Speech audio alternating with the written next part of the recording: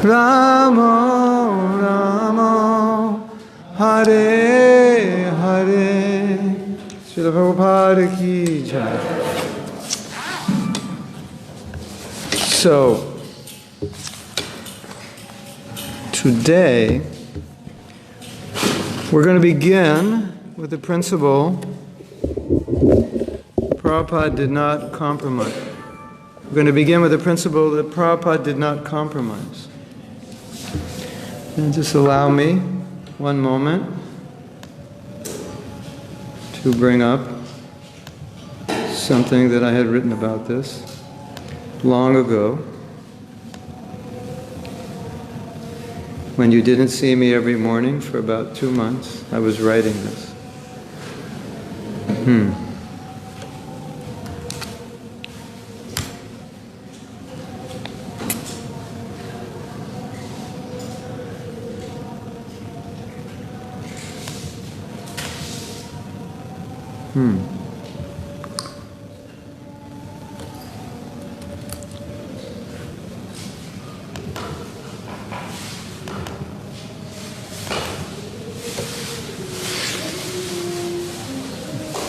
Okay.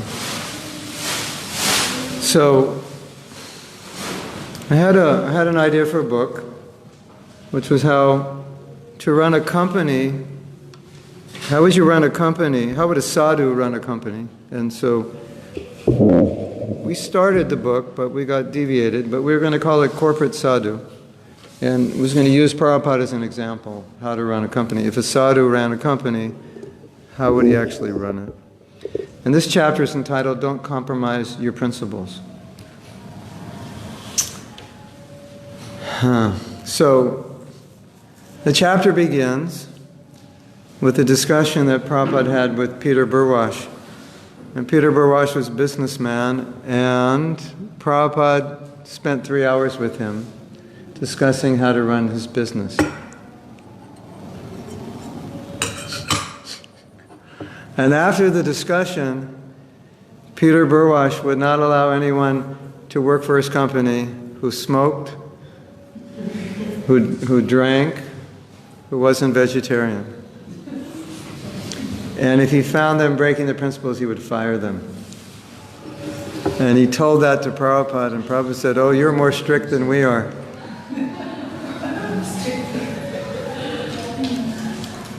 And Peter Burwash said that in the industry that he was in, or he is still in, the tennis instruction industry, it went through a big decline, and many companies went out of business. Companies who compromised their principles, and his company increased. So,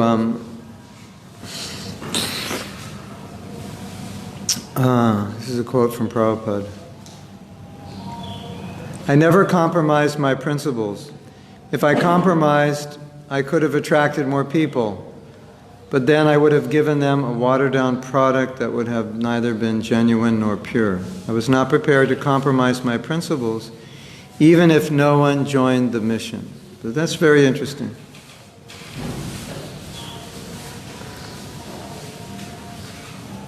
You may have read this pastime in the Lilamrita. There was a popular band in 1966 in New York, and they attended a program. The band was called the Fugs, if you want to look them up, F-U-G-S.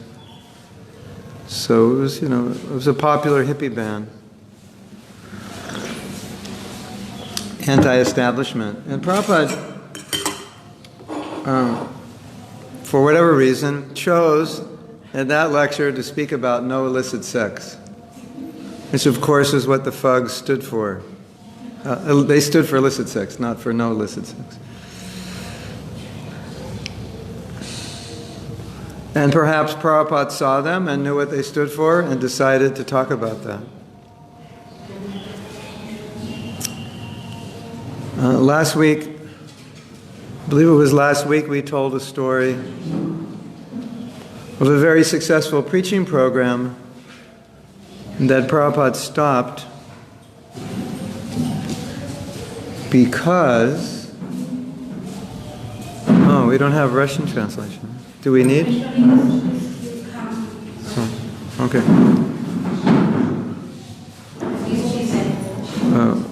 Last week we spoke about a preaching program that was very successful, and Prabhupada stopped it because the sadhana,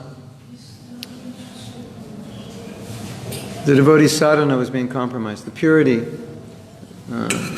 there was too much intermingling of men and women. In order to execute the program, there was too intimate association of men and women, and then Prabhupada stopped the program. And it was a successful program.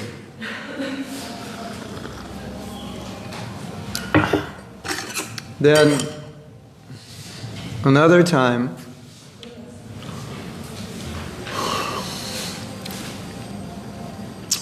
there was another successful program that Prabhupada stopped. And he stopped it because it was creating a schism in our movement. And the most interesting thing about this is that it was a book distribution program.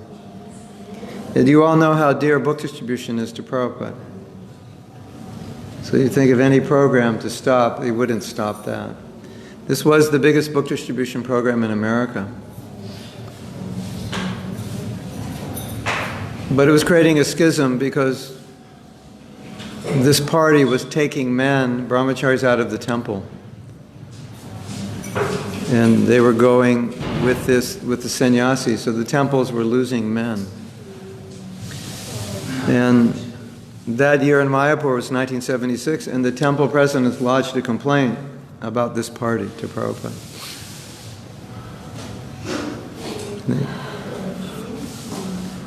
The number one book distribution party in America. And Prabhupada had discussions, and he made a decision. And he took this person out of the person who he felt was creating the problem. He pulled him out of the party, and he said to Prabhupada, if you pull me out, the party will fall apart. The biggest book distribution party will fall apart. And Prabhupada did not budge.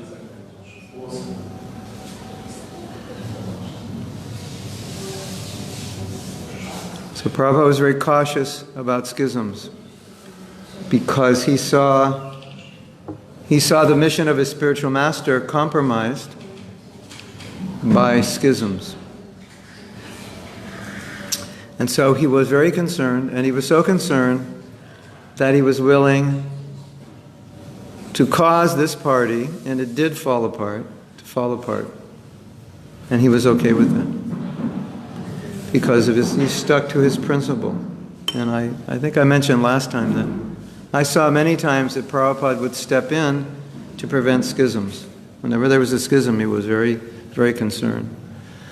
Schism meaning division between various parties.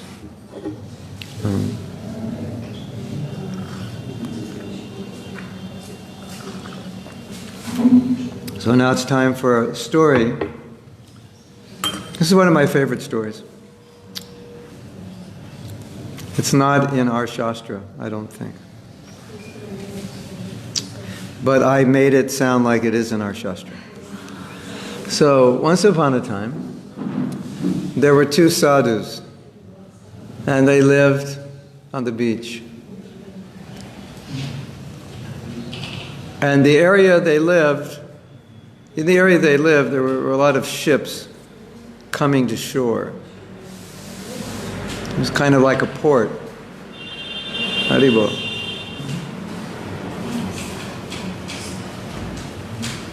But there were a lot of reefs. So if ships didn't know how to navigate properly, they would crash into the reefs. Or the ship would get caught on the reef, or the ship would be damaged on the reef. So these two sadhus, they decided that whenever ships come, they would navigate the ships, and that became one of their services they did for the community. And it was needed, and apparently many ships had been capsized, so it was very much appreciated that they were preventing this from happening.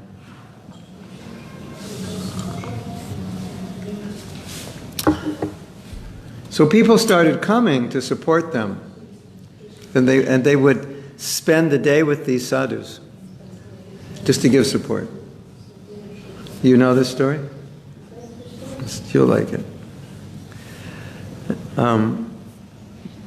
Originally, it wasn't told as sadhus. I think it was just maybe religious people. Anyway, so people were spending their time with these sadhus on the beach to support them. And then one of them said,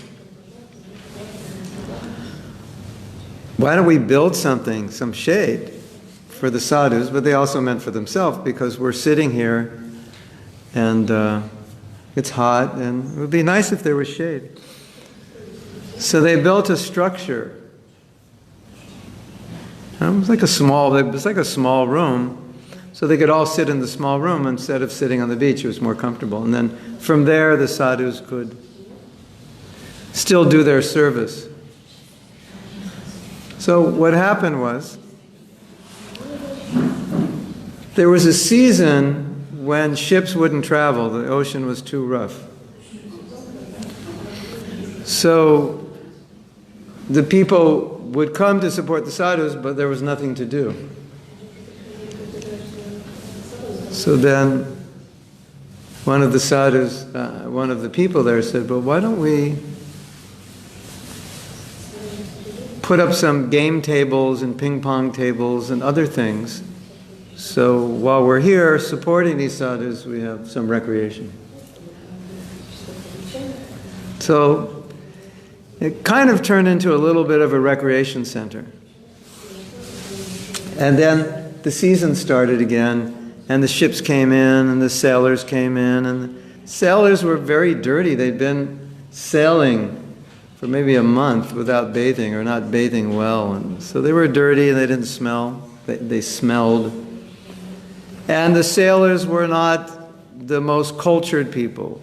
So a lot of these people didn't like that the sailors were coming into what had become their recreation room. And so these guys come in, they make it dirty, smelly, and so forth. So eventually the sadhus died. And what do you think happened? The ships crashed. Became a recreational center.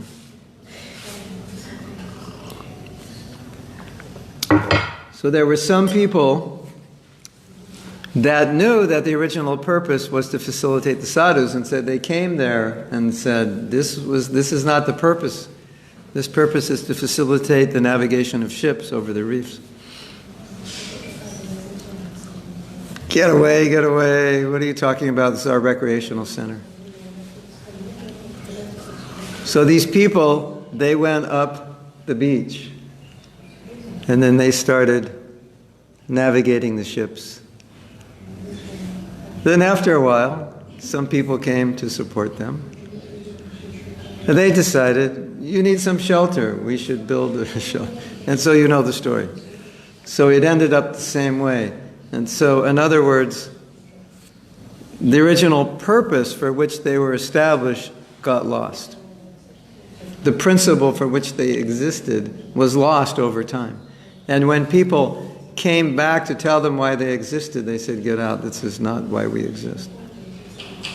So, Prabhupada had very clear principles and clear vision. And I think it's important to tell a modern story about principles. And this is Apple. I think it's a good example. I found it a good example for me because I started an organization and I wanted our principles to be very clear to everyone. And in studying about principles, I read something very funny. You said, if you want to make sure none of the people in your company understand the principles, then write them on the wall and frame them. That'll guarantee nobody understands them. And hand them, or give everybody a little card with the principles and hang it on the wall, and guaranteed no one will understand, no one will get it. It has to go deeper than that. So, the modern story is Apple. So as you know, Bhakta Steve, you know Bhakta Steve? Used to take prasadam at the temple. So Bhakta Steve started this company called Apple. And became, as you know, it became quite successful. But Bhakta Steve was a very difficult person to work with.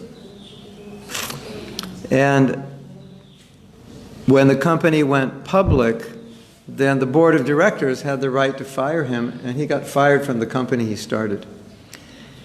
And he was so unliked that nobody even said goodbye to him when he left. They were happy he was gone. Did you know that? They were happy he was gone. He was such a perfectionist, and he was impossible. It was very difficult for people to get along with him and work with him.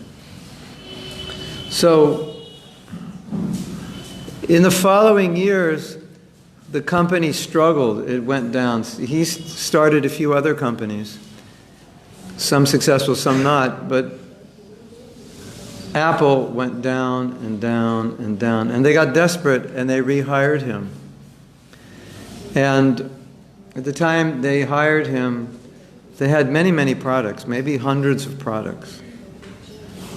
And when he came on board, he got rid of every product except like 3 or 4.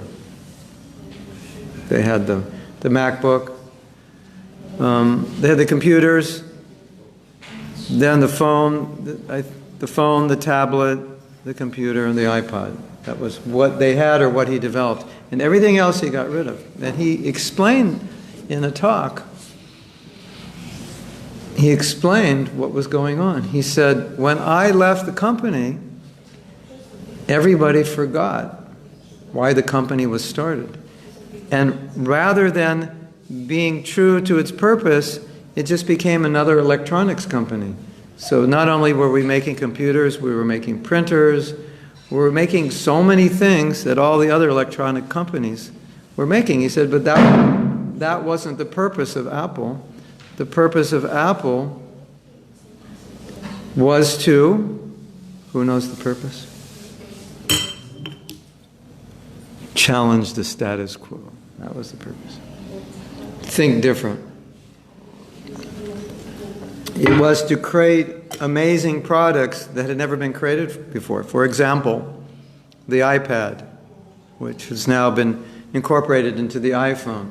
To create products like that, which totally changed the way we get music. Right? So that was his vision. Create products that would change the way we did things. So the iPad and the iPhone totally changed everything, isn't it?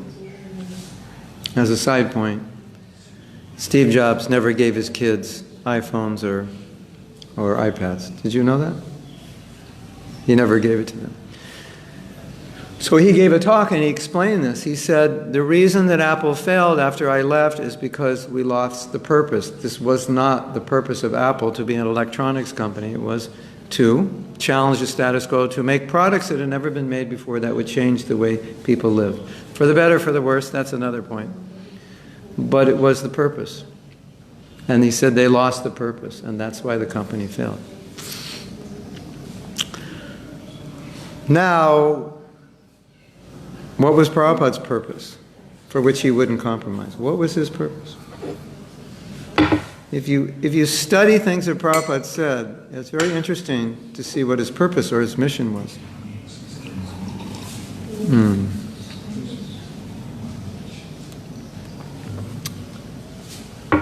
His purpose was to make every person in the universe Krishna conscious. He stated that.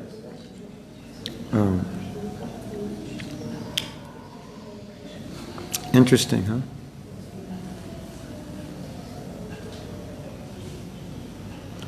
Now, you have the example of Duryodhana and also Ravana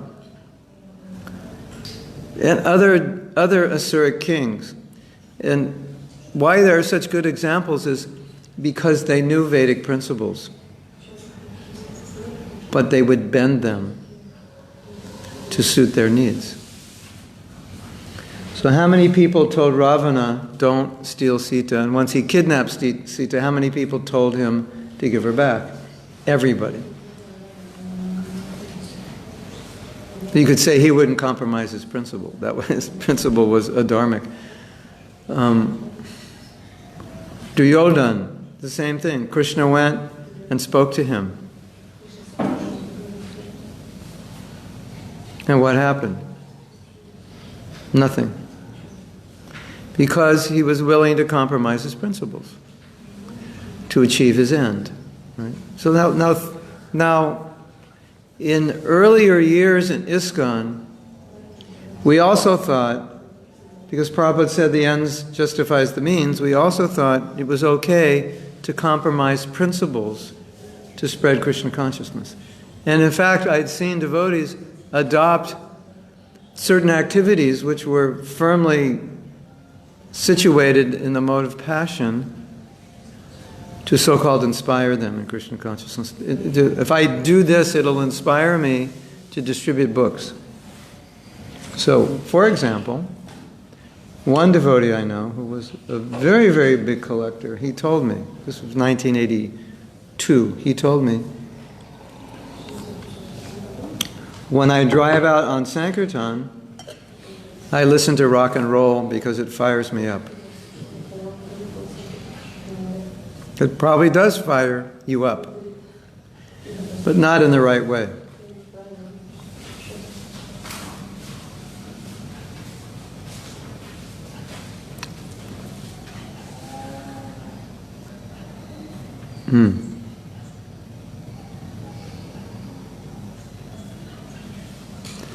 So, just meditate on this. Prabhupada is coming to America to spread Krishna consciousness. And he has serious doubts that anybody's going to take to it. He's not sure that Americans will take to it. The only thing he's sure of is that his guru asked him to do it. And he's coming to the most materialistic country in the world. And he's stating that I was prepared not to make any disciples, but I would not compromise my principles. And then he said, if I would have compromised my principles, I could have made thousands of disciples.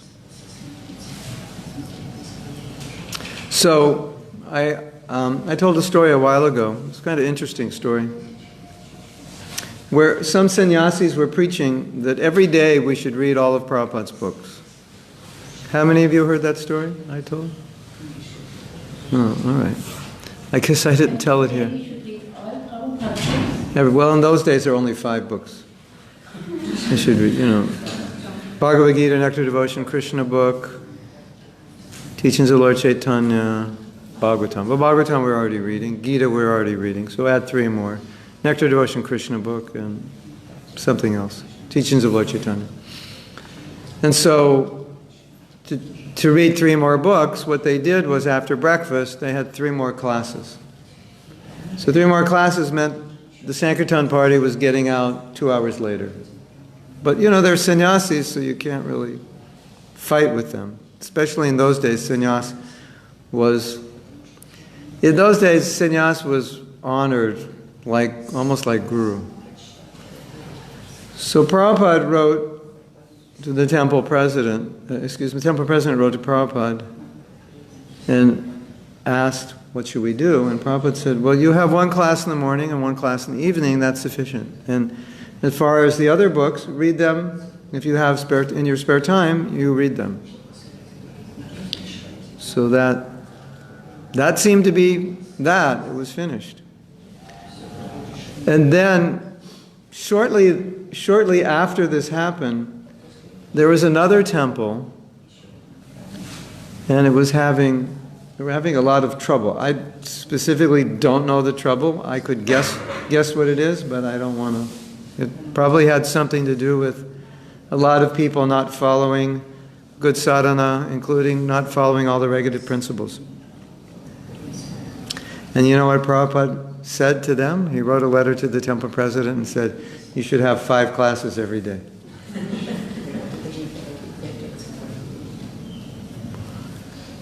So we always say that you have to know a principle to adjust a detail. So how many books to read every day became the detail. But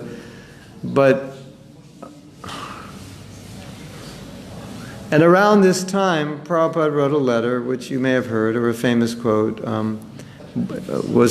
Prabhupada used the phrase, boil the milk.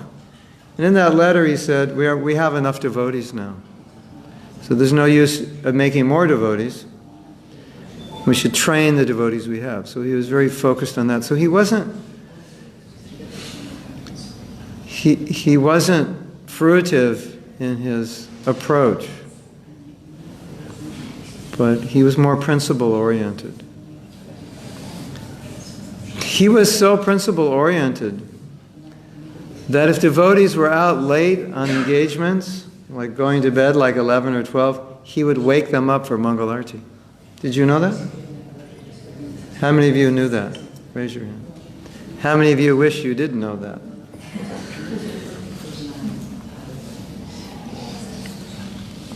It's true. So that's another example of Prabhupada not compromising. And Prabhupada went to the Kumbh Mela festival. It must have been 76 or maybe early 77. But whatever the case, Prabhupada was very ill. He wasn't feeling well, and it was very, very cold there. And the devotees are living in tents and having to take their bath outside. And Prabhupada found out that devotees weren't getting up in the morning. So Prabhupada had his own schedule. Prabhupada generally did not come out of his room until it was time for his morning walk. That was his schedule. He would translate and chant in the morning. But when he found out the devotees weren't getting up, then he would come out and he would take his bath at 4 in the morning, just so they would do it. So he was very, very, very, very insistent on sadhana. There's another example. He was very insistent on sadhana, and he found out that sometimes devotees weren't coming to class. And when he was ill, he would come to class and listen to the class, because he wanted to set that example. He was too ill to give the class, so one of his disciples would give the class, and then he would listen to the class.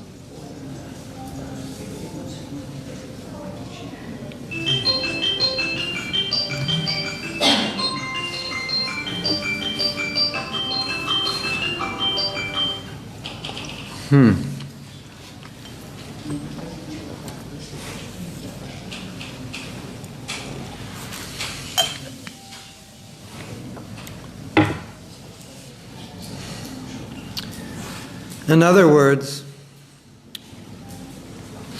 well, Prabhupada gave another example, which I think is extremely important. He gave an example of a sweet shop. I forget the name of the shop, but he said everything in that shop was made in ghee.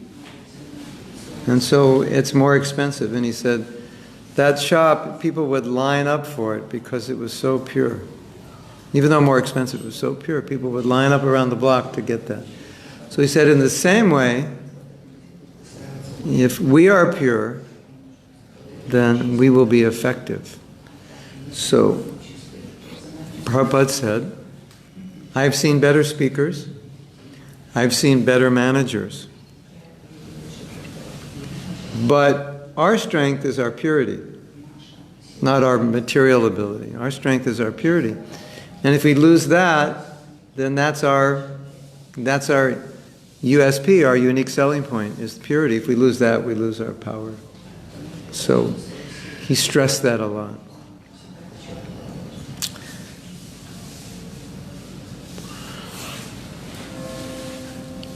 He also said that, and we read this in Ekra Chakra, this amazing purport, where Prabhupada said, if you follow Krishna consciousness purely, then when you chant the holy name, it will have the same effect on people as if Lord Chaitanya and Lord Nityananda were chanting it.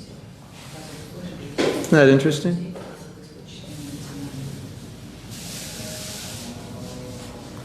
So he said, if you live, you may not be pure, but if you live purely, meaning if you follow the principles, then your chanting will be pure, and it will have a powerful effect on people who chant with you. The Prabhupada went so far to say that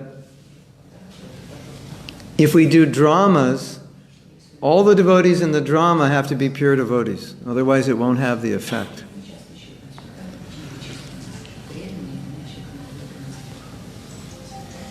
And so we saw that he was extremely insistent on sadhana. And an amazing thing happened. I was traveling in 1976, and the president, visited a temple, and the president confided in me that he wasn't chanting 16 rounds every day. He was too busy. He was chanting 8 rounds. And he said, in every letter that Prabhupada wrote him, he said, make sure you're chanting 16 rounds every day. It's like Prabhupada knew what was going on. This devotee told me, he said, every single letter I got during that period, Prabhupada said, make sure you're chanting 16 rounds.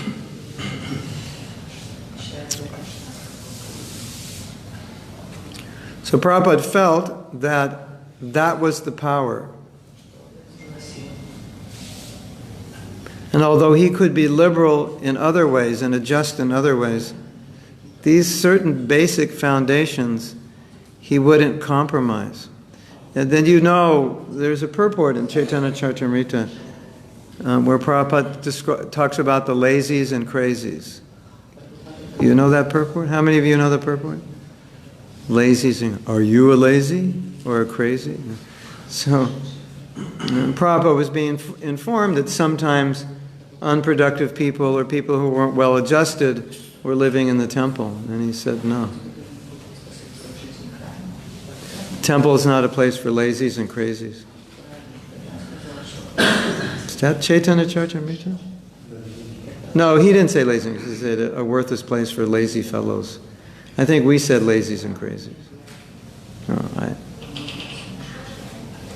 So, yes.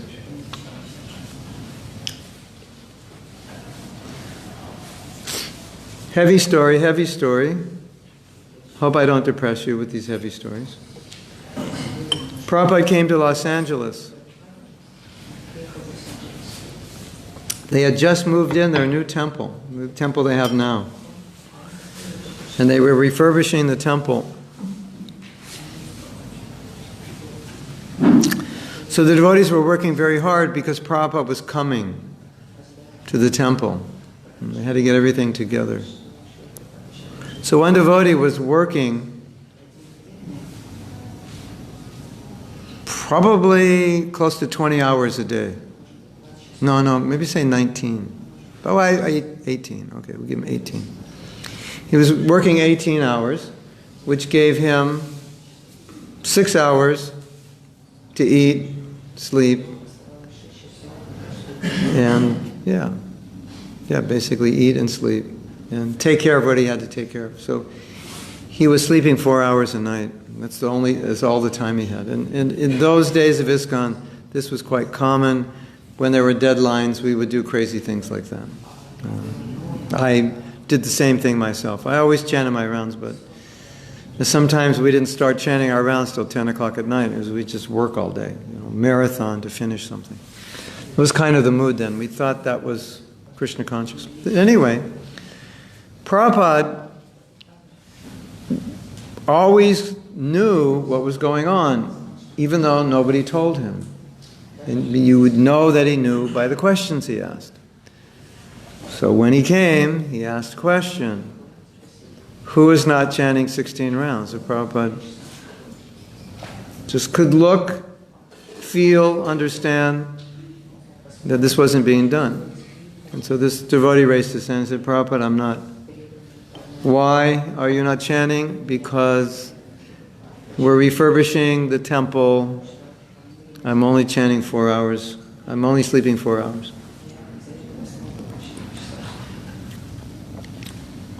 What did Prabhupada say? Who knows? Still usually sleepless.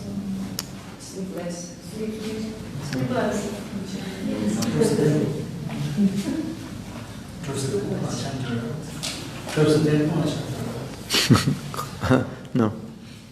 Close. Yeah, he said then sleep 2 hours, but chant your rounds. That did Prabhupada literally mean that this person could exist on 2 hours? Not necessarily, but he was making a point that whatever the situation, don't compromise your rounds. So that was a very heavy statement, don't you think? Prabhupada, I'm only sleeping 4 rounds. And, normally we would say, well, what can you do to get more rest and so on and so forth. Then sleep 2, but finish your rounds. So these are things that Prabhupada didn't compromise on, at least for the residents of the temple. Now, there's another thing he didn't compromise on, which is also very heavy. And that's not following the vows one makes. Either marriage vows or initiation vows. It's very, very heavy on this. And he said some very heavy things, and sometimes I'm reluctant to repeat them because they're so heavy that I don't know if we all can take it. But let me say this, he was uncompromising about the fact that if you take a vow and you make the vow, you have to keep the vow. Around 1972 or 73, well, up to that time, when we wanted to get married, we would write Prabhupada and get his blessings. When I was first married, I got Prabhupada's blessings. That's how we did it. Prabhupada, can I have your blessings to marry? I said, yes. But because there were so many divorces, Prabhupada was so disgusted, he stopped giving blessings. He said, I will not bless any more marriages. It's just, do it at your own risk.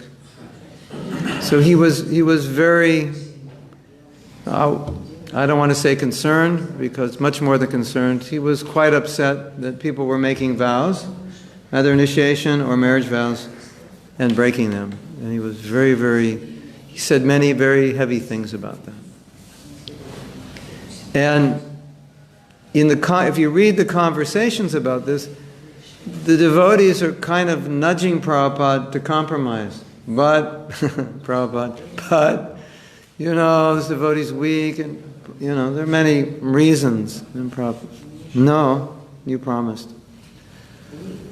So, that was another area where he didn't compromise. Because it goes back to the principle that Prabhupada is creating Brahmins. And Prabhupada knew there has to be a class of men that are pure, and he doesn't want to compromise the purity of his disciples, because if they compromise their purity, then they lose their potency. And Prabhupada adopted this saying, books are the basis, purity is the force. What is it? Preaching is the essence, and utility the principle. So, I was very, very strong on that. So we can understand, in Prabhupada's vision, he wanted to create a class of people who were pure. And when his leaders were falling down, it really upset him. It really discouraged him. It made him, as sometimes you could see, kind of feel like, how is this movement going to go on if the leaders are falling down? Because many leaders were not following principles. And one time Prabhupada made a statement, kind of a heavy statement. He said that the problems we're having is because the leaders aren't following the principles. So he was making a public statement, our leaders are not following the principles. So I was very, very concerned about that. So that was an area in which he wouldn't compromise. Now, we told the story last time. There was a kind of a debate about plain clothes, right, versus karmi clothes. Where's the speaker? Laveen, where's the speaker? Okay, it's down here. You can bring it up. And the harmonium.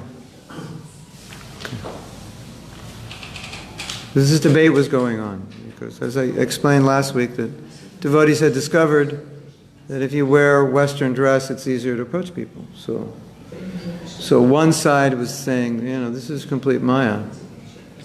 And the other side was saying, no, but we distribute more books. And so the side that was saying it's Maya was convincing Prabhupada.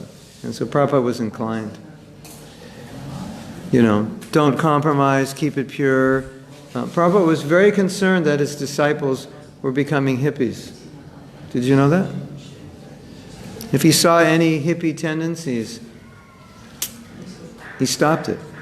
Even a disciple had a little bit of hair, brahmachari. Why do you have hair? Shave it, hippie. But they were all hippies, What? They had all the hippie tendencies. They were hippies as usual, most of them. Everybody was. And Prabhupada just had no regard for hippies. He didn't want his disciples to be hippies. So now they're wearing wigs, and so Prabhupada thought, oh, they're hippies again, dressing. Then the head of the BPT said, no, Prabhupada, they're not dressing like hippies. They're wearing respectable clothes. And then he said, we have no problem wearing dhotis and saris, but it's going to reduce book distribution 50%. So Prabhupada said, so they're dressed nicely like ladies and gentlemen? Yes, Prabhupada. Not like hippies? No, Prabhupada, they're just doing it to distribute books. Okay. So as soon as he understood that they weren't being contaminated by that they weren't dressing up because they want to again be like hippies, he said, okay. Plus he heard 50% decrease in book distribution. So you could see how he's very concerned that we wouldn't water it down. Then, another thing happened. There was a discussion that came up about lying on Sankirtan. Excuse me, sir, take a book. It's about peace of mind, and we're helping feed kids in Bangladesh, because George Harrison was doing concerts to raise money to feed poor kids in Bangladesh. And we're feeding kids in Bangladesh, and it was on everyone's mind. Oh, you're feeding kids money like that. So some devotees became concerned about, do we have to say these things? Is it okay to say these things? And we thought it was okay. As Prabhupada said, distribute a book by hook or by crook. So we found out later, by hook or by crook didn't mean become a crook. A crook was an instrument. It was like, fix the table, whether you use a hook or a crook. It was just a tool, a crook. Did you know that? Crook in English means a criminal, crooked person. So we thought Prabhupada meant, oh, you could be crooked. So it finally came to Prabhupada. It was so interesting. It came right at the time when I was personally just kind of exasperated with all the book distribution that wasn't straightforward, and I just decided I just want to preach. I don't want to say all these things. We're feeding kids and this and that. And then Prabhupada said, one of my godbrothers who's a book distributor, he said that Prabhupada said, if you're a Brahmin, you'll sell a book by preaching. If you're a Vaishya, you'll sell it by some kind of manipulation. Hey, how are you? What's going on? Is that your mother or your sister? Hey, cool, take a book. Give a donation. If you're a Vaishya, you'll do it like that. And so then the Prabhupada wrote to the devotees, he said, I never had to lie, I just preach, and the books will sell. So then he said, if you just glorify Krishna, people will take the book. And then if you glorify Krishna because Krishna is unlimited, whatever you say about Krishna, it'll always be true. Even if you lie about Krishna, it's true because he's unlimited.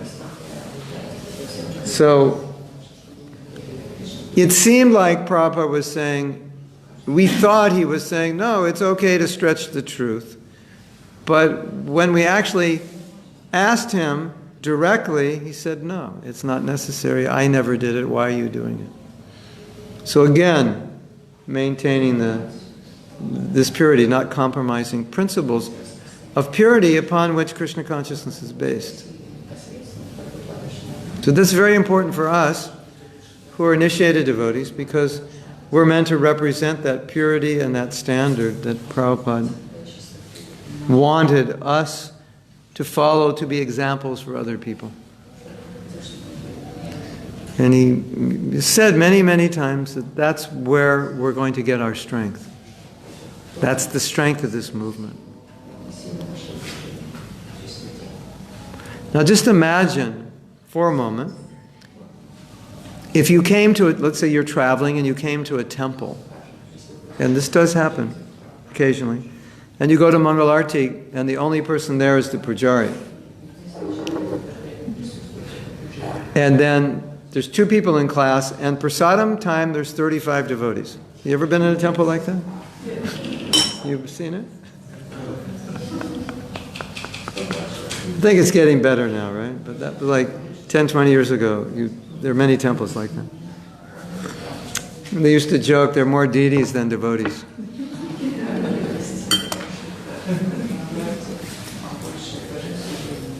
So imagine everywhere in ISKCON was like that. You want to go and get association, and there's nobody there in the morning. How bad would that be? And what future would we have? Right? But imagine you go to a temple and everyone's at Mangalarti. It's so beautiful, isn't it? Yeah. So that's, I know I've been in temples and I've tried to encourage people to come to Mangalarti, and the basic excuse is nobody comes, so why should I come? It's a vicious cycle. But when you start bringing devotees in, it creates a nice atmosphere. More people want to attend. Yes?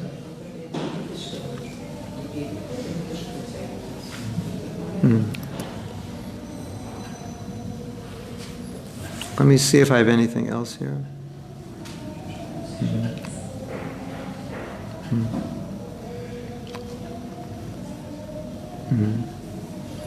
Okay, well, another example.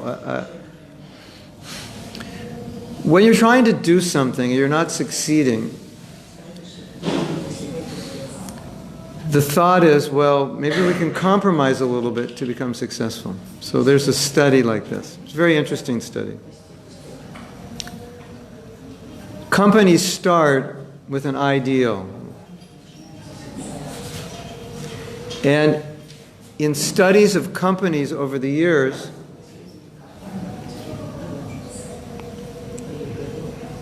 what they found is that generally they start compromising their ideals to be more relevant to the market. They're not doing as well as they thought, so they compromise a little bit.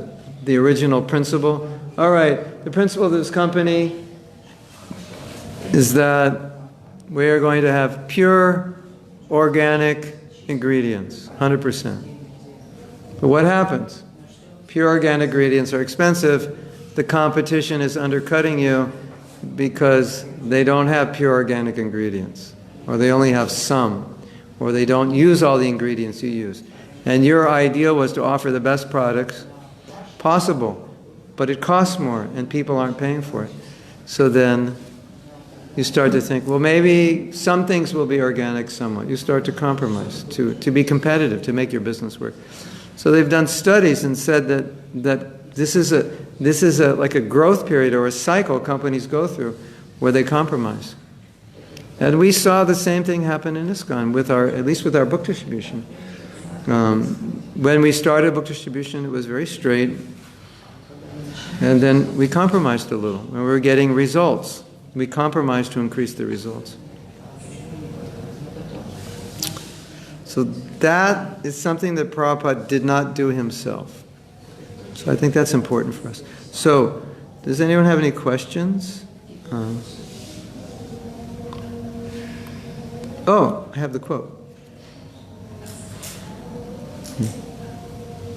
Just like milk, we can add more and more water to it for cheating the customer, but in the end, it will cease to any longer be milk. Better to boil the milk very vigorously and make it thick and sweet. That is the best process.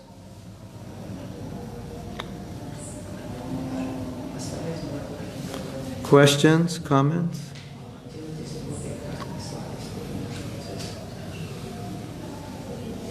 You all look really depressed. I wish I didn't come to this class. Yes. I have one question. Like you said in book distribution, there are like two types of book distribution. One is like Brahmins and Vaishyas. Brahman and Vaishyas. Just I have a question. Like I want to ask a question when I was Also in life membership, Brahmins and Vaishyas. The Vaishyas will tell you all the benefits you'll get. And the Brahmins will preach to you. The Vaishyas will say, you'll get these books, you'll stay in these temples, and the Brahmins will preach why you should give to Krishna because it's spiritually purifying. Yes, go ahead. So when I was doing book distribution, I was just like 2.5 years for Brahmachari ashram in Rupani, Bangladesh. So at that time I just came new. So when I love book distribution, but at that time when I was doing, I don't know much more philosophy. I was just reading small books. Yeah. So I was just like going to the school. Okay, you want to be success? You want to go? You want some material desire to be fulfilled? Go for this. So I was just manipulating the things and just doing the book distribution, and really was going. My score was per day something like 1,000 or 1,500 in school areas only. Yes. So like for Bhagavad Gita and small I covered. So these kind of things, it's coming like. I'll tell you a story. You're going to love this story. This is the history of ISKCON book distribution. So, sometime, I think it was around 1979, there was a religious community in South America in the country of Guyana. And the leader convinced everyone in the congregation to kill themselves. And so they had put poison in some Kool-Aid, a drink, and everyone drank it and everyone died. And this went viral around the world. You know, religious cult. And this was one of the major events in the anti-cult propaganda. And so what happened was, because of that, everyone in America knew that. Everybody knew about this. It was such a tragedy. And so every new religious movement was equated with this movement. So when people would see us at the airport, they're like, get away, it's a cult. So at that time, Pragosh Prabhu, who was one of the, I would say, top 2 or 3 book distributors in America, he told what had transpired in his own life as a book distributor. He said, up to that point, they would spend a lot of time just making relationships with people and talking about where they're from and joking with them. And then they would say a few things about the book. Anyway, we have these books, it's peace of mind, be happy, can you give a donation? So they would work on the relationship, and it wouldn't say much about the book. And he said now, because of this mass suicide, it was impossible to convince anyone to take a book unless he preached to them. Because everyone had this idea that you're a cult. So he had to preach to explain what they believed. And he said that completely transitioned book distribution by force. He said we were never forced to preach. And he said that he had just developed so many new strategies and ways of preaching that he never would have dreamed could have worked because nothing else worked. He couldn't say, hey, where are you from? Get away. He had to, he'd say, this is a book about God. We're religious people. You just immediately preached like that. And they eventually built their book distribution up on the same level or greater than before, just by preaching. So they had to learn how to do it, evolve, and so Krishna forced them to do it. So that's Prabhupada said, he said, you can do it. It's an art, and you have to learn how to do it. That was what he said in his letter when we were talking about being straightforward or lying. He said, it's an art. That will take time, but you can do it. So that's my answer. It's like a hook or my hook. It means you have to distribute the book. Either by hook or either by hook. Means our intention is to just distribute the books, and it's like a... Distribute it, try to distribute, Prabhupada said, on the merit of the book. Like I've told a funny story before that one of the first book distributors, big book distributors, was so excited to distribute big books. Krishna, at that time it meant Krishna books, that he would just go up to people and say, I'm in ecstasy from reading this book. And he was so blissful, people would just be kind of overcome by it. And the Prabhupada also said, when you're selling a book, you're selling yourself. Because, as I said a few days ago, people are going to think, if I read this book, I'm going to become like you. So they're looking at the book and they're looking at you. Book looks good, I don't know about you. Or they might say, you look good, I don't know about the book, but if you look good and you read the book, I might as well read it. But the book looks good, you don't look so good. If I read the book, maybe I'll end up looking like you. So it was usually the bliss, the ecstasy, the enthusiasm of the devotee that was really imparting people. It was really moving people. And I'm getting it from this book. And I think that's how Prabhupada wanted book distribution to be, that it was, they would see the purity and the happiness. And it's a more advanced way of distributing. Yes. This is a question for my husband. Yes. Because Prabhupada said that Prabhupada was stressing the value of sadhana, that the purity comes from sadhana, but we noticed that there is Let me repeat. Purity comes from sadhana, but we have noticed that some people follow sadhana, but they're not very pure. No, that's not the idea. Because Prabhupada said that purity will attract people. Yes.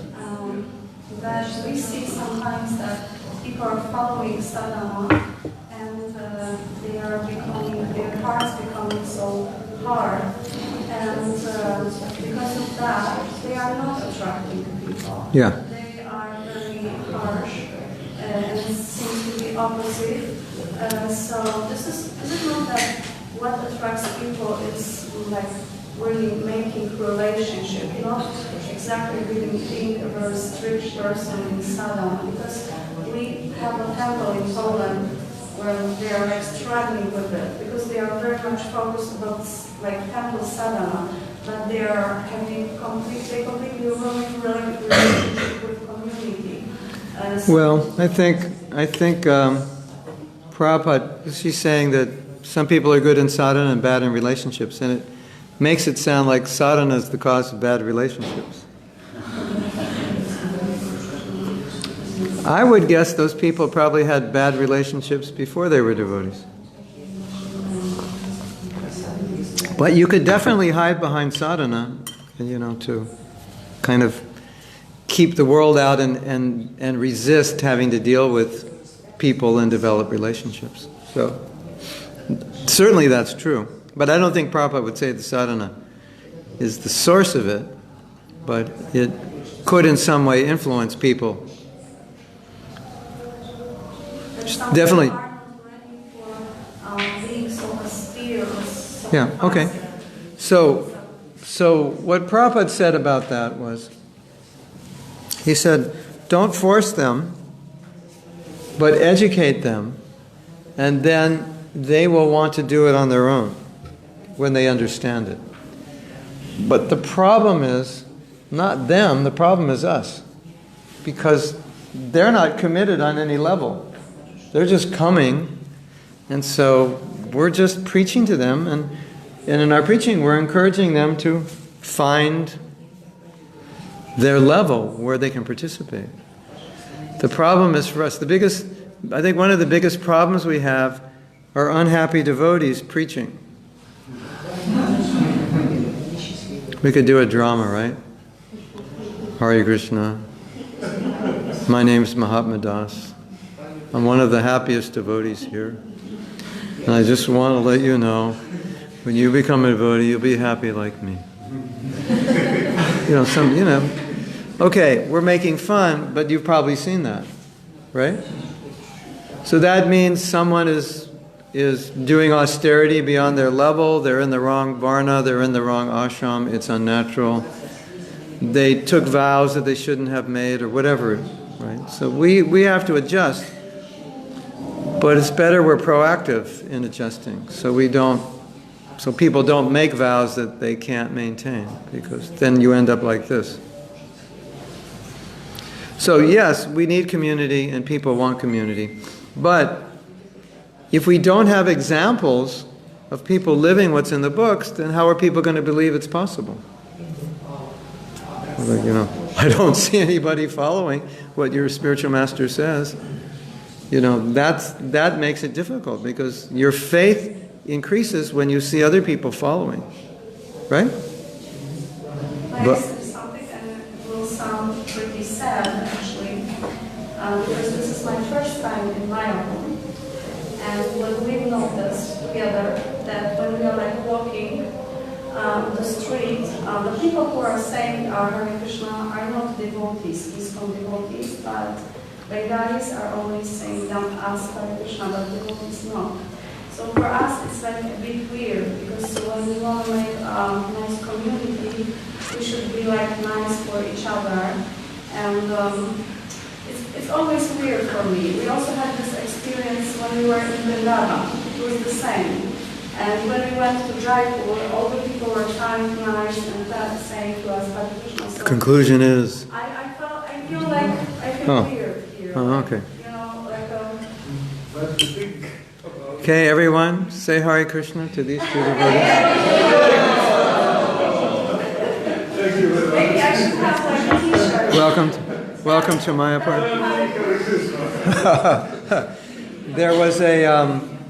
There was a conference in the early 90s, and they invited a scholar. I think it was a scholar. Might have actually been one of the devotees' father. Anyway, I forget what they were discussing, but it was his field.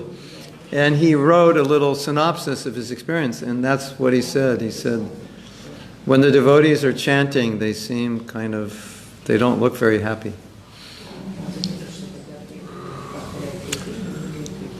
Come join our temples, ladies and gentlemen. Join our japa program. Hare Krishna, Hare Krishna, Krishna Krishna, Hare Hare. So I guess that's what he saw. And when people are chanting, obviously they're ignoring everyone else. So I don't think the devotees are unfriendly, but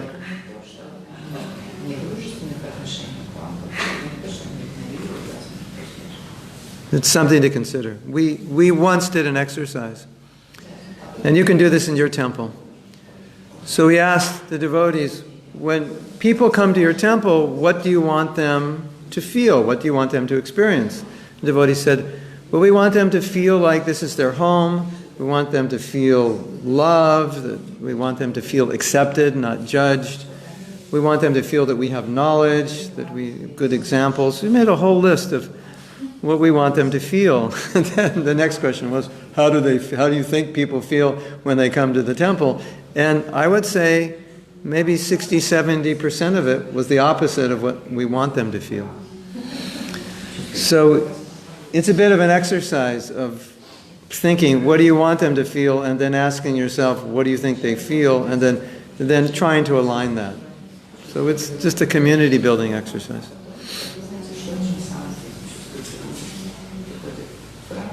Just being conscious. I don't think devotees are unfriendly, but maybe sometimes unconscious.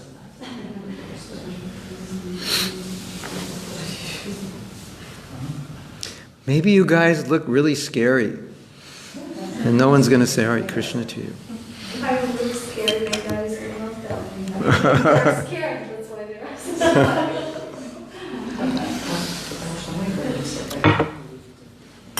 asking. Anyway, it's something we can all take on board and consider as something to think about.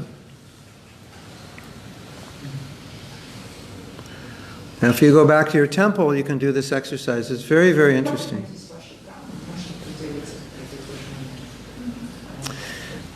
The point is that when you create an organization or a temple or a program, what comes with it is a brand that people give. So you could say, this is our brand. Our brand is, like the Bhakti Center in New York, our brand is your spiritual home. That's their brand. So the next thing is, and you know where they got that brand from? They interviewed people, and people said, I feel like this is a spiritual home. So that means your brand really comes from what people tell you, their experiences. And you can say your spiritual home and not talk to anybody when they come. So you can convince yourself that's your brand, but the people will tell you what your brand is by their experience. You understand? This is our mission, this is our brand. No, ask the people, what's your brand? What's your experience here? I was taken care of, I felt very warm, I felt the people very kind, friendly, accepting. That's your brand, what they say, or vice versa. You can say, we are loving, accepting, and then people say, oh, I didn't feel that way when I came to your temple. That's your brand, not what you say it is, what they say it is. Right? You agree? Yeah, so that's important. So it's important to ask, what do you think people are experiencing when they come to our temples? As opposed to, what's on the board?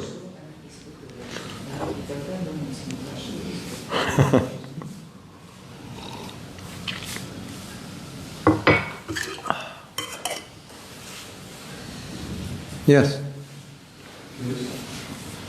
Если, как Махамад Прабху привел пример, что Прабхупада говорил, что если не хотят, чтобы пить, то пить меньше. Но бывает ситуация, когда человек начинает спать меньше, и потом его джапа превращается в борьбу со сном и мучение, как с этим быть. He mentions that Prabhupada said, if you don't have time for chanting, sleep less. But what if the devotee following this He falls over during japa? Yeah. Another time Prabhupada said, when someone couldn't finish their rounds, he said, do you have time to eat? Yes, Prabhupada. You have time to sleep? Yes, Prabhupada. So. Oh, you have a health problem, right? So maybe you have insomnia or something like that. That's another issue. But the principle, as far as possible, is to rise early and have sadhana. So maybe you have to adjust it if your health is bad. So 6 o'clock becomes your 4 o'clock. Something like that. And then from there, you have your program.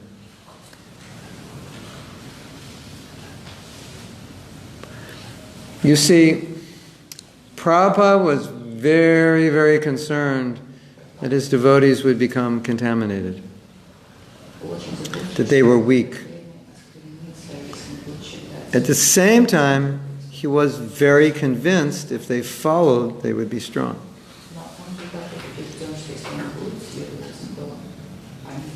That's why he was so insistent on following, because he knew we were weak, and that the sadhana was our strength.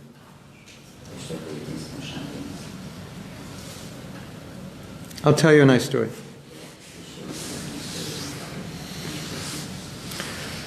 Prabhupada had a personal cook. So wherever he went, he would have his cook for him, except in Australia, in one temple. The cooking was so good, he ate the Mahaprasadam. So one evening they gave him the Mahaprasadam. It was wonderful. And Prabhupada asked who cooked it. And they said, Prabhupada, Kurmadas cooked it. Bring him up, ask him to come up. You know, whenever Prabhupada asks you to come up, you have no idea, what did I do wrong? And that's the first thought. Oh no.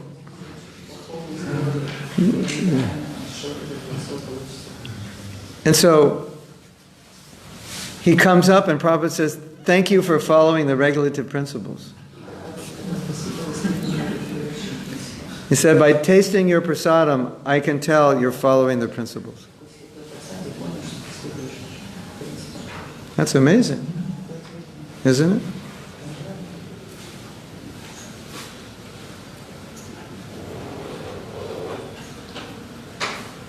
Yes? Can you give definition between religious and spirituality, and your opinion, is ISKCON at this point, is it more religious institution or spiritual institution? What was the first part of your question? Define or give definition about religion and spirituality. Mm-hmm. So what's the difference between?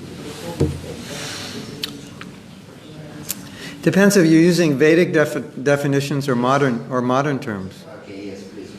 Well, sometimes Prabhupada would say both, because dharma, he would say religion means dharma, then it's Sanatana Dharma, then it's the essence, service. And then sometimes he would say it's not a religion. And then he would define religion as faith. So once you define religion as your dharma, yeah, then it's the dharma of every religious institution. If you define religion as faith, then it's you believe this, I believe that. It's just your belief. So, generally, and then the other thing Prabhupada would say is it's a spiritual science. That's the way he liked to present it. The problem is, I don't know what's going to happen in the future, because it seems like people's brains are turning into some kind of mush. And so like when we were coming to ISKCON, if you look at the old BTGs and you read them, you'd probably fall asleep. They were like so philosophical, you know, just like. And those were the magazines that were making devotees. Like get your hands on like a 1969 BTG and read the articles. And I dare you to read the whole thing without getting bored.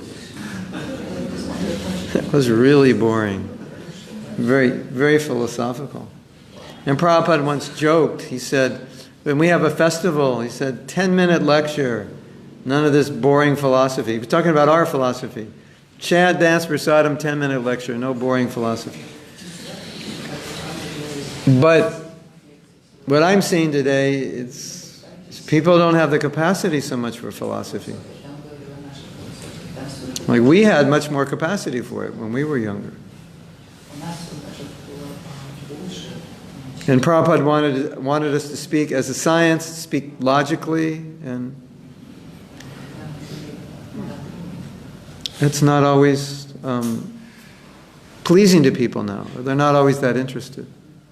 But that was the way Prabhupada wanted us to teach.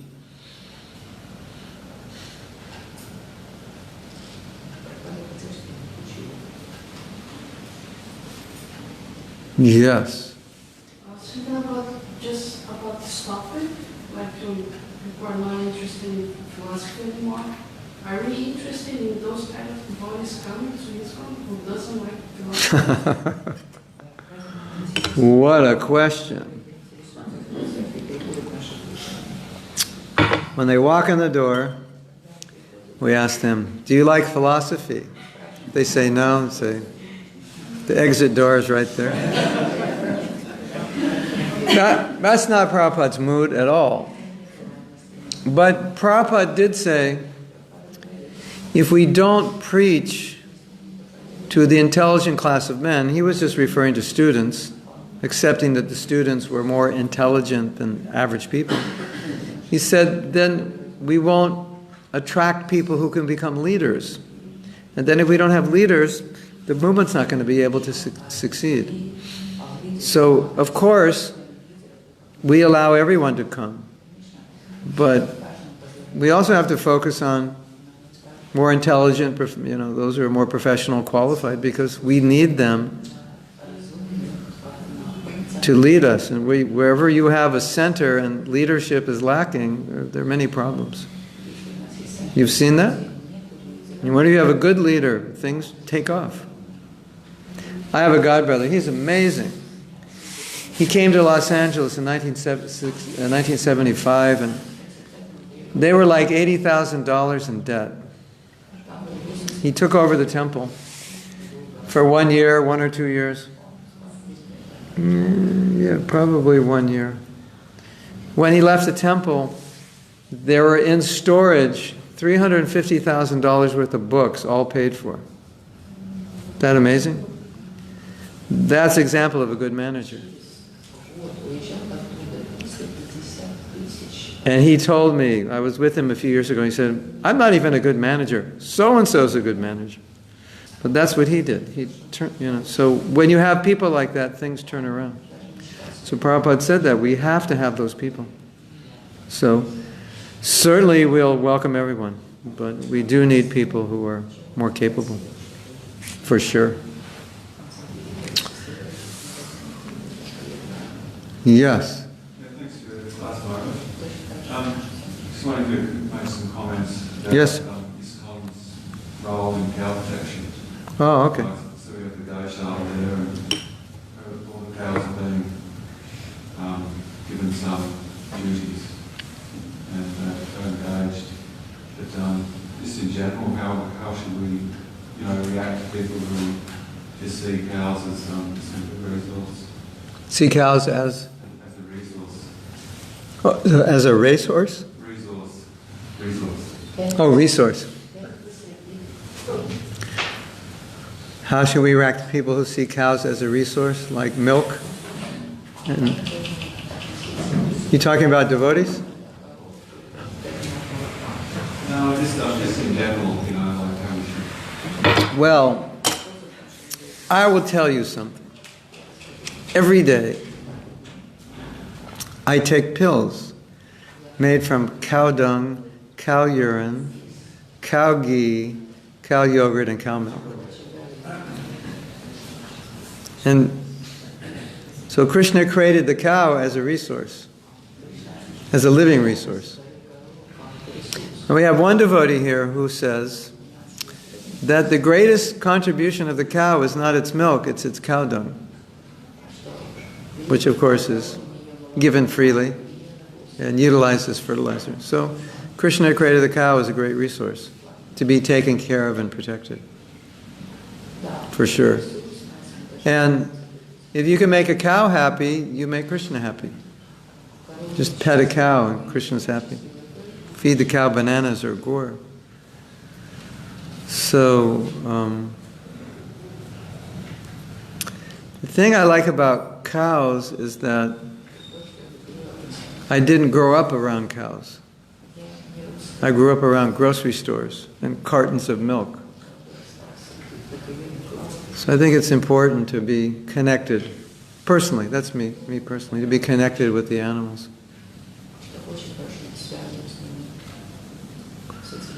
It also helps you understand Krishna's arrangement for living. I spent time in Mauritius, and they have some bulls there. But there's no place for the bulls to work, so mostly the bulls are inside in the barn. And those bulls are really unhappy and angry, and because there's so much energy in it, they're just stuck inside. So bulls like to work, and it's nice to see that. Other white people will think, oh, the bull's, he's doing so much work, pulling a cart or whatever. They like doing that. So that's another resource, but they like it. They like to plow, they like to carry plows. And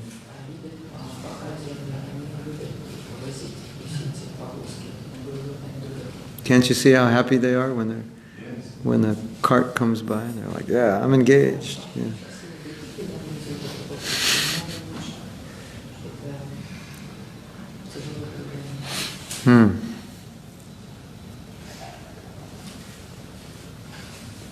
Well, it's one of the missions is to protect cows. So, if you get rich, buy a lot of cows and buy a lot of land and take care of them. I mean, if you can afford it, yeah.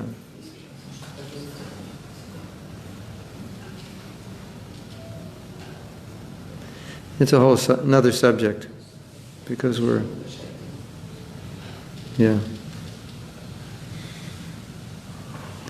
we weren't raised with cows, so it's a bit of a difficult transition for many of us.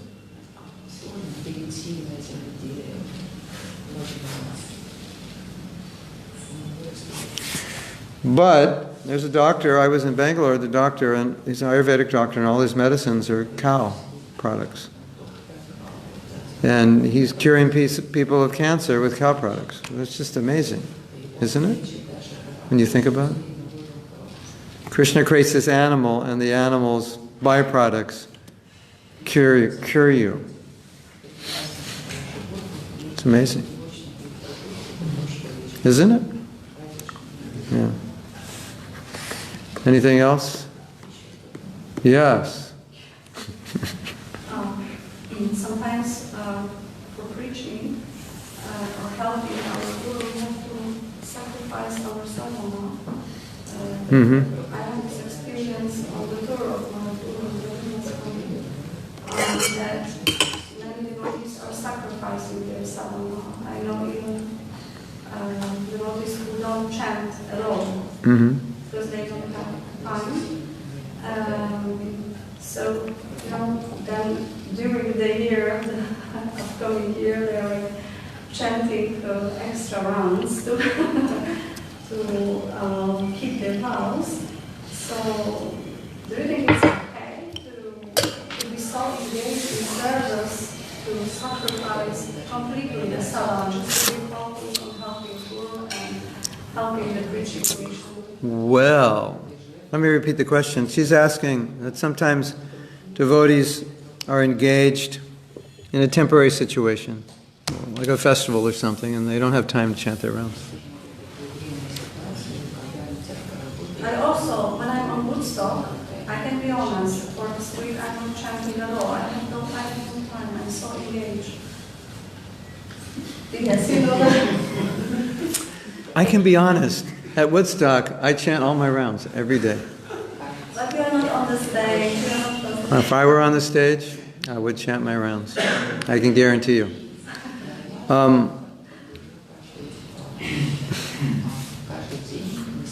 This is just my opinion, but it's based on my experience.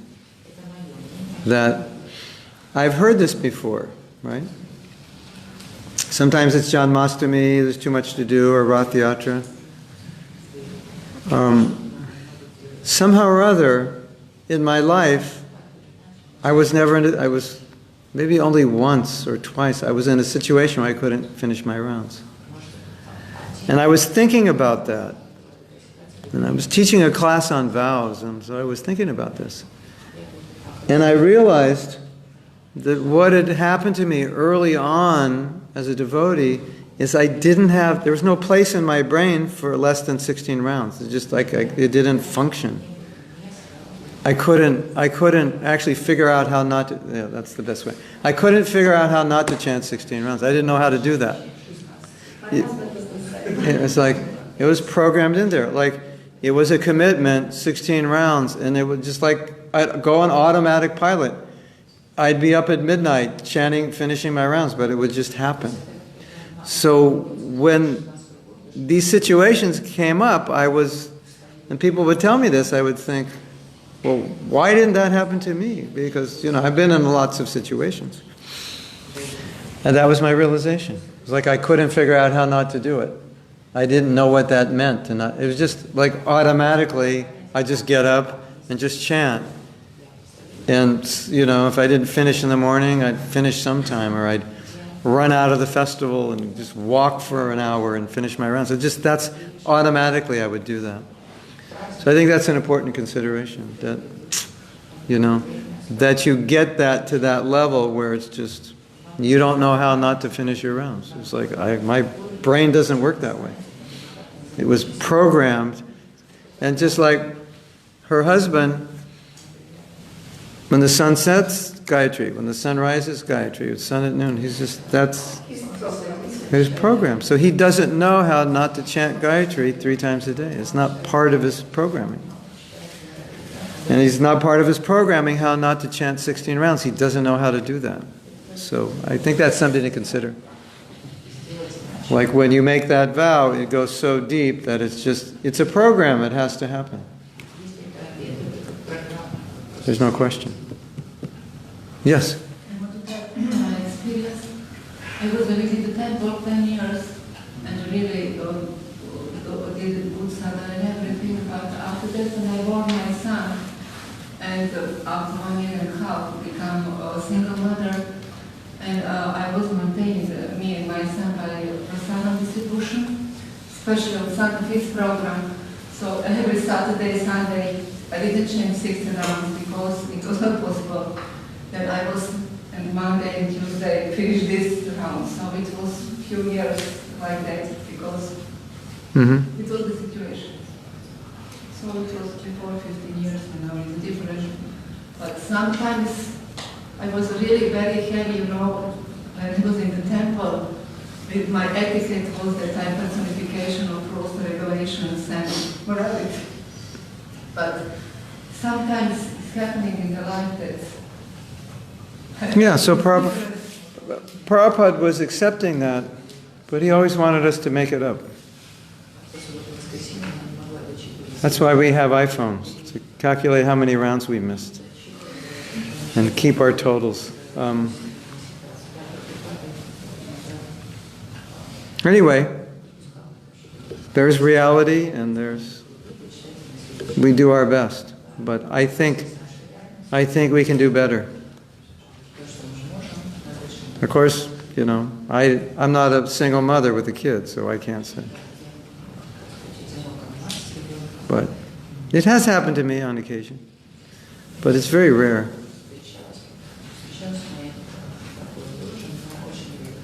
Yes?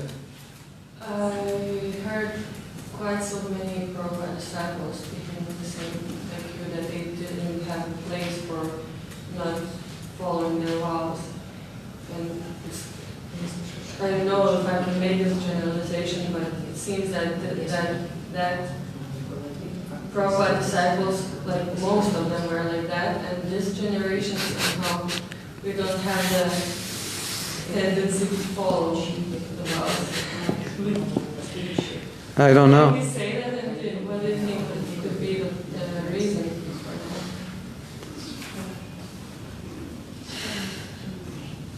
that? Well, probably you're not reading Prabhupada's books enough, you're not reading his letters, you're not listening to his morning walks. This is what we grew up listening to. I could tell you many more heavy things that Prabhupada said, but I just wanted to keep it a little... I know we're not heavy things. Yeah. But this is what we were hearing all the time. So I think that may have something to do with it. And we were also seeing Prabhupada in front of us, always there. It's not missing, sick, whatever, just keeps going. So I think that's important.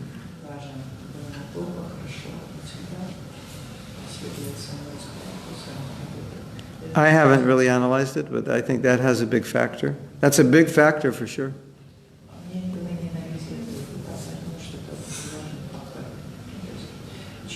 I recommend everyone listen to all Prabhupada's morning walks. It'll get you very, very enthused. It'll get you very much in the mood of what ISKCON was like. It's very, very revolutionary. And maybe that will help.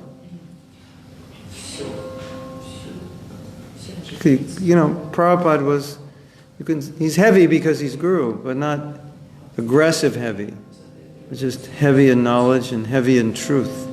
And so we're hearing that, Prabhupada just showing us what the material world is like, and just painting this picture. This is it. This is what it's like. Okay. And so when you hear that, naturally, it's just natural to follow. Because it's very clear what you're doing here as a human being. So there was a lot of that.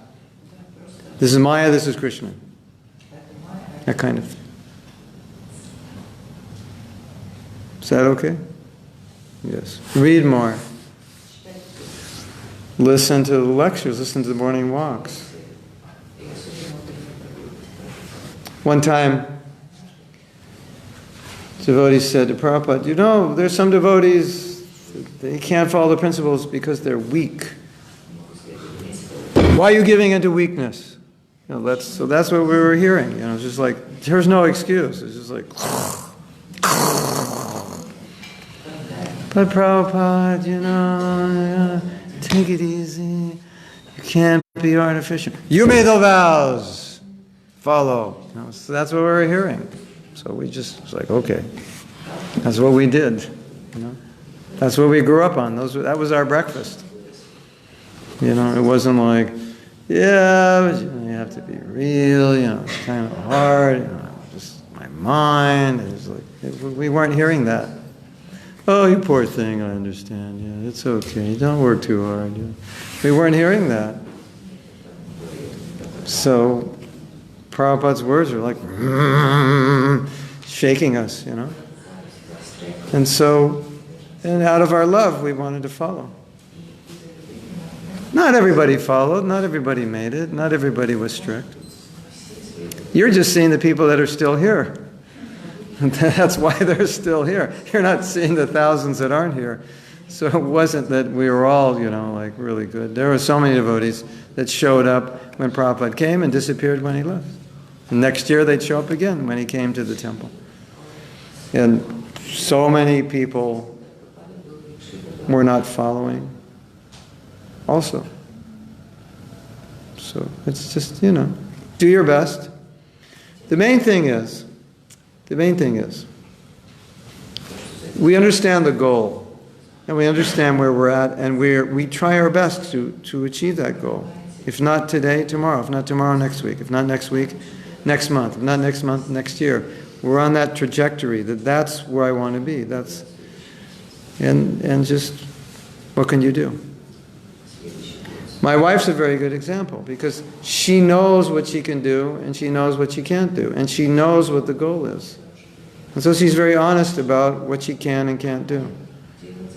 So she's happy in her Krishna consciousness. And she knows as she goes on, she'll be better. But right now, she's at the level that works for her. So, you know, that's also there. You have to make peace with your reality, but you don't want to compromise or camouflage the reality of what you need to go to eventually. I think that's important. And everybody can do better. But we have to end because the clock struck 7. One last thing. Because, you know, amongst my friends, there's many devotees who are initiated, but they don't chant 16 lines. And because... Shame on them. Shame on them. Maybe, I don't know. Anyway, but I noticed a phenomenon that because we are always like stressing and preaching that the 16 rounds is so important, you took a vow, and they cannot chant 16, so they chant no rounds. Yes. Because they feel somehow guilty that Yeah. I cannot make it like the full, I can't keep the vow, so I'm not chanting at all. And this is like an awkward situation. Yeah. And then I'm like inspired them, come on, just change 2 rounds. But you know, I cannot 60, because change just 2. But they are initiated, but they cannot keep the vow. Maybe, maybe they are in Maya, it doesn't say, maybe it's a shame, but still. Whether, you know, there's a lot of ways to look at that. And one area to look at it is that the strength of the community, the support system. If we have weak communities, weak support systems, that's what's going to happen. You know, you're asking people to take vows of celibacy, That's difficult, and without a structured support system. That's a problem. When I got married, I asked my GBC, so what do I do? How do I do anything? Whatever, just, there was no instruction at all. No support system. For people like this, a support system, counseling system, how are we going to deal with this? Okay, you can't chant 16. How are we going to deal with it? What's the next step? What's all these things, I would say 25 to 40 men a year write me letters because they can't follow that principle, the fourth principle. They can't follow it. So how many are not writing letters? And I'm only one person. And they're writing in desperation. So, I think it's also our fault that we don't have more structured support for them to be able to do that. But we're going to stop now. Hare Krishna, thank you. If you want to stay, we're going to have kirtan at 7:15 with the Chinese devotees. And if you speak Russian, this is your book. And if you speak English, this is your book. Did I give you one last time? This is your book. This is your gateway to better japa. Who knows, you might chant 64 rounds a day if you read it. Soon you will get it on Amazon. Just now coming. Thank you very much, Srila Prabhupada.